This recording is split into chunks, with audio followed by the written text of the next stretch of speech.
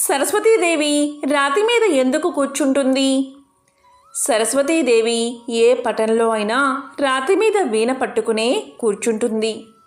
లక్ష్మిలా నిలకడలేని తామర పువ్వులో తన స్థానం ఉండదని చెప్పడమే ప్రథమ ఉద్దేశం.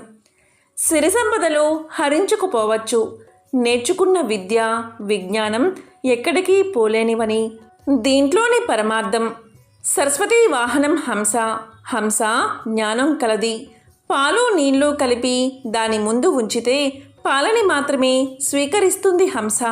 అంటే విజ్ఞానం వల్ల ఏదైనా సాధించవచ్చని. అలాగే నెమలి సృష్టితత్వానికి వ్యతిరేకంగా సంగమం లేకుండా మగనెమలి కంటినీరు తాగి గర్భాన్ని ధరిస్తుంది.